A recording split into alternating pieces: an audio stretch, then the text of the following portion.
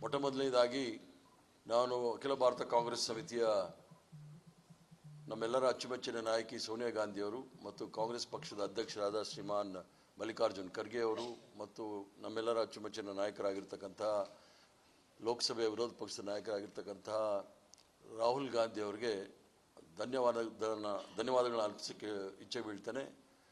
ಏನು ಅವರು ಒಂದು ನಂಬಿಕೆ ಇಟ್ಟು ನಮ್ಮೆಲ್ಲರಿಗೂ ಸಹ ವಿಧಾನ ಪರಿಷತ್ತಿನಲ್ಲಿ ಒಂದು ಆಸ್ಪದವನ್ನು ಮಾಡಿಕೊಟ್ರು. ಅವರ ವಿಶ್ವಾಸಕ್ಕೆ ಯಾವುದೇ ರೀತಿಯ ಧಕ್ಕೆ ಬರದಾಗೆ ನಾವು ನಡ್ಕೊಂಡು ಎಲ್ಲರೂ ಸಹ ಗೆದ್ದಿದ್ದೀವಿ. ಅದಕ್ಕೋಸ್ಕರ ಅವರಿಗೆ ಮೊಟ್ಟಮೊದಲನೇ ಧನ್ಯವಾದಗಳು ಸಲ್ಲಿಸ್ತಾ, ಜೊತೆಗೆ ಸಿದ್ದರಾಮಯ್ಯನವರು ಸಹ ಎಲ್ಲ ರೀತಿಯ ಸಹಕಾರವನ್ನು ಕೊಟ್ಟು ಎಲ್ಲ ನಮ್ಮ 5 ಅಭ್ಯರ್ಥಿಗಳನ್ನ ಆಯ್ಕೆ ಮಾಡಲಿಕ್ಕೆ ಅವಕಾಶ ಮಾಡಿಕೊಡ್ತೀವಿ. ಅವ್ರಿಗೂ ಸಹ ಧನ್ಯವಾದಗಳು ಹೇಳಲಿಕ್ಕೆ ಇಚ್ಛೆ ಬೀಳ್ತೇನೆ. ಈಗಾಗಲೇ ಸುರ್ಜೇವಾಲಾ ಅವರು ಹೇಳಿದಾಗೆ ಈ ಒಂದು ಫಲಿತಾಂಶವನ್ನು ನೋಡಿದಾಗ ಕರ್ನಾಟಕ ರಾಜ್ಯದ ಜನತೆ ಯಾವ ರೀತಿ ಕಾಂಗ್ರೆಸ್ ಪಕ್ಷದ ಸರ್ಕಾರದ ಮೇಲೆ ವಿಶ್ವಾಸವನ್ನು ಇಟ್ಕೊಂಡು ಮತ್ತು ಯಾವ ಗ್ಯಾರಂಟಿಗಳನ್ನು ಟೀಕೆ ಮಾಡ್ತಾ ಇದ್ರು ಭಾರತೀಯ ಜನತಾ ಪಾರ್ಟಿಯವರು ಮತ್ತು ಜನತಾ ದಳದವರು, ಅವರಿಗೆ ತಕ್ಕನಾದ ಉತ್ತರವನ್ನು ಕೊಟ್ಟಿರ್ತಕ್ಕಂಥದ್ದು ನೋಡಿದಾಗ ಜನತೆಯ ವಿಶ್ವಾಸ ಕಾಂಗ್ರೆಸ್ ಪಕ್ಷದ ಜೊತೆಗಿದೆ. ನಾಯಕತ್ವ ನಮ್ಮ ಮಲ್ಲಿಕಾರ್ಜುನ್ ಖರ್ಗೆ ಸಾಹೇಬರು, ಸೋನಿಯಾ ಗಾಂಧಿ ಅವರು ಮತ್ತು ರಾಹುಲ್ ಗಾಂಧಿ ಅವರು ಮತ್ತು ಶಿವಕುಮಾರ್ ಅವರು ಅವರ ನಾಯಕತ್ವದಲ್ಲಿ ಕಾಂಗ್ರೆಸ್ ಪಕ್ಷ ಒಳ್ಳೆ ಕೆಲಸ ಮಾಡ್ತಾ ಇದೆ ಅನ್ನೋ ವಿಚಾರದಲ್ಲಿ ಈಗಾಗಲೇ ಸ್ಪಷ್ಟವಾದ ಒಂದು ನಿರ್ದೇಶನವನ್ನು ಜನತೆ ಕೊಟ್ಟಿದ್ದಾರೆ ಅಂತ ನಾನಾದರೂ ಭಾವಿಸಿದ್ದೇನೆ.